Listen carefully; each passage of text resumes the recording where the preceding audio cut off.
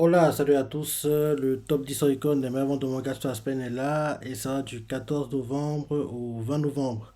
D'ailleurs, c'est la dernière semaine qui va compter pour le classement Oricon pour l'année 2022 quoi. Donc, logiquement, dans un ou deux jours quoi, on devra avoir le classement officiel sur l'année 2022 quoi. Donc, on saura qui est premier jusqu'au dixième quoi, ainsi de suite. Donc, voilà. Donc, oui. C'est parti. En dixième position, on a Hajime no Ippo, tome 136, et il a fait 41 131 ventes. Là, actuellement, ça presse à l'application. Les ventes sont bonnes quand tu compares au dernier tome. Rappelle que le tome 135, il avait fait 27 639 ventes, le tout en 3 jours. Là, ce tome-ci, c'est ventes en 4 jours. Et franchement, ce serait bien qu'on ait un retour de l'animé. Parce que là, les ventes du manga sont trop basses, quoi. Elles sont trop basses. Et l'animé, à mon avis, aiderait à élever un peu le niveau, quoi. Parce que oui, les ennemis hippos en général, ils sont super, quoi. Donc j'adorais vraiment qu'on ait une suite, quoi. Parce que c'est tellement bien, c'est tellement bien. Ensuite, en 9e position, on a Hunter x Hunter, tome 37. Et il a fait 46 154 ventes. Son de vente à 727 080 ventes. Il a perdu 7 places par rapport à ce dernier classement. Et là, actuellement, ça prend sa réplication. Les ventes sont en baisse, hein, légère baisse comparée au tome 36 qui est sorti, rappelle-toi, en 2018. Donc oui, rappelle-toi, tome 36, il avait fait 793 638 ventes, le tout en 18 jours. Là, ce tome 6 fait ventes en 17 jours. Ensuite, en 8e position, on a Kaju Atigo, tome 8. Et il a fait 47 314 ventes. Son saldo de vente à 385 629 ventes.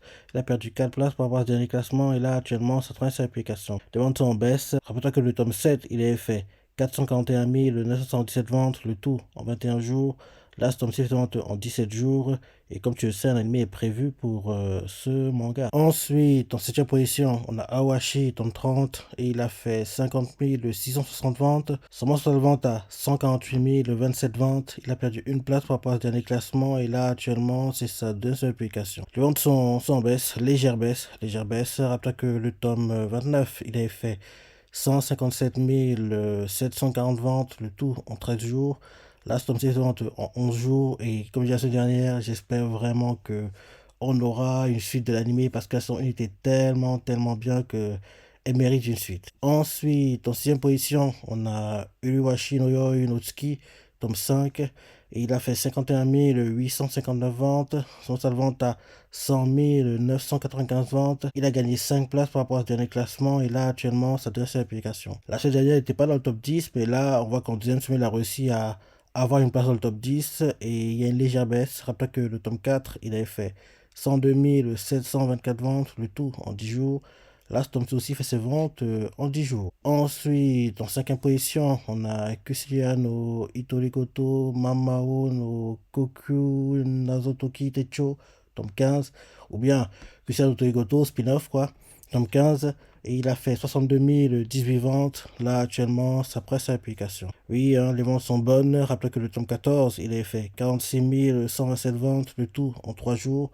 Là, ce tome-ci en 4 jours. Il faut pas oublier que ce spin-off est inspiré d'un manga qui lui-même est inspiré d'un light novel qui, en gros, a actuellement 11 tomes. D'ailleurs, la série principale, que c'est Naruto Goto, un anime est prévu, quoi. Donc, oui, j'ai hâte de voir quand il va arriver, ce que ça va donner, et espérons que, oui, il va cartonner. Il devrait, parce que la nouvelle plutôt sera pas, donc je veux dire que l'anime devrait être bien aussi derrière. Ensuite, en 4e position, on a Watashi no Shiawase na Kikon, tome 4, et il a fait 83 456 ventes.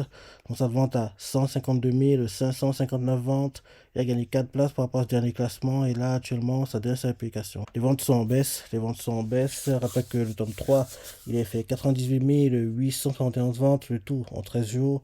Là, ce tome 6 ventes en 10 jours. Faut pas oublier que ce tome a une surlibité. Le tome précédent aussi avait une surlibité.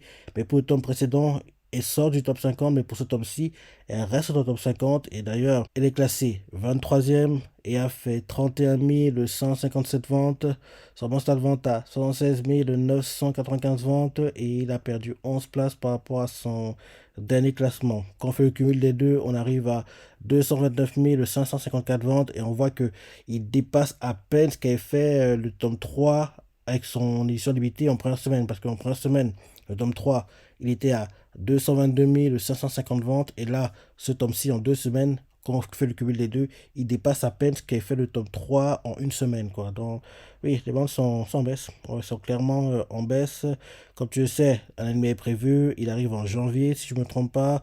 Et aussi, il faut oublier que le tome 1 arrive en France en février 2023. Et actuellement, le light novel, il a 6 tomes. Donc, vu qu'il a que 6 tomes, tu comprends que la présentation de l'anime elle devrait durer sur un seul cours, 12 épisodes, en espérant que l'anime performe bien et qu'on ait une suite derrière, quoi. Ce serait vraiment, vraiment, vraiment bien. Ensuite, en troisième position, on a One Piece, tome 104. Et il a fait 98 807 ventes, pour sa vente à 1 609 752 ventes. Il a perdu deux places par rapport au dernier classement et là actuellement ça traverse l'application. Les ventes sont en baisse, mais malgré la baisse, elles sont plutôt bonnes. Rappelez que le tome 103, il avait fait 1 733 671 ventes, le tout en 18 jours. Là, c'est un petit compte en 17 jours. Ensuite, en deuxième position, on a Tokyo Avengers, Baji Keisuke Kara no Tagami, tome 1. Et il a fait 115 118 ventes. Là, actuellement, ça presse l'application. Oui, c'est un spin-off de Tokyo Avengers. Et pour une première semaine, il fait de très, très, très, très bonnes ventes. Pour un premier tome, il fait de très bonnes ventes. Donc, c'est top. Et j'ai hâte de voir, en gros, ce que ça a donné par la suite. Et enfin, en première position, la Tokyo Avengers, tome 30, c'est l'avant-dernier d'ailleurs. Et il a fait 407 179 ventes. Là, actuellement, ça presse l'application. Les ventes sont en baisse. Malgré la baisse, c'est plutôt bon parce qu'il a dépassé les 400 000, quoi. Donc, c'est une bonne chose. En tant que tome 29, il a fait 444 084 ventes, le tout en 5 jours. Là, c'est un petit vente en 4 jours. Comme je disais plus tôt, l'avant-dernier tome, la saison 2 d'anime est prévue en janvier, quoi. Donc j'ai hâte de voir tout ça. Et quand tu vois que Tokyo Avengers sort cette semaine et vend comme ça, oui, ça me paraît compliqué. Je me dis bien qu'on verra tout plus tard, mais logiquement, ça devrait être impossible pour Spy Family de doubler et passer deuxième, quoi. J'avais espoir qu'il le fasse, mais il ne pourra pas le faire vu que là, c'est la dernière semaine de publication qui contraste sur l'année 2022. Et en gros, vu les ventes, quoi, ce sera compliqué pour Spy Family de le doubler, quoi. Justement, maintenant, regardons le classement tout homme confondu. En première position, la Tokyo Avengers avec 455 224 ventes. En deuxième position, on a Chainsaw Man avec 362 533 ventes. Troisième position, on a Blue Lock avec 180 825 ventes. Quatrième position, on a One Piece avec 75 296 ventes. Cinquième position, on a Watashi no Shiawase Kekkon avec 124 264 ventes. Sixième position, Tokyo Revenger Spin-off avec 115 118 ventes. Septième position, Spy Family avec 104 762 ventes. Quand tu vois l'écart qu'il y a entre Spy Family et Tokyo Avengers, tu comprends que oui, déjà qu'il a du retard, non, il ne pourra pas. Il sera troisième meilleur vendeur sur l'année. Bon, on va dire le top 3 est décidé, quoi. En un, ce sera forcément jusqu'à la scène. En 2, Tokyo Avengers. Et en 3, ça devrait être Spy Family, quoi. Si je ne me trompe pas, 4, ça devrait être One Piece. Pour la suite, on va découvrir qu'on aura le classement officiel avec les ventes, quoi. Mais en tout cas, le top 3, oui, il est déjà décidé, quoi. En troisième position, ce sera Spy Family. En deuxième position, ce sera Tokyo Avengers. Et en première position, ça devrait être jusqu'à la scène, quoi. Donc, ensuite, huitième position, Hunter x Hunter avec 85 699 ventes. Neuvième position, Aoashi, 72 701 ventes. Et dixième position, Kusia no Torigoto, spin-off, avec 63 405 ventes. Donc, voilà le top 10 des meilleurs mangas, tout en confondu. Et dans un ou deux jours, on doit avoir le classement, en gros, des meilleurs mangas sur l'année 2022. Et ça, on doit les ventes par rapport à l'année dernière, ceux qui en gros font leur première apparition dans le top 10 annuel, et bien sûr ceux qui sortent, ce genre de choses, quoi. On verra ça dans les jours qui viennent. Donc ouais, voilà le classement. Dans ce classement, ce que vous animés ou pas, Tokyo Revengers animé, Chainsaw Man animé, Block animé, One Piece animé, Watashi no Shiawase Kekkon, il aura un animé en janvier, Tokyo Revengers The Speed-Off, peut-être pour un animé, je sais pas. Là comme ça, je dirais si il performe bien et qu'il vend tellement bien que oui, ça devient inévitable, quoi. Il devrait voir un animé. Swahili animé, Hunter x Hunter, ça fait un moment, mais animé.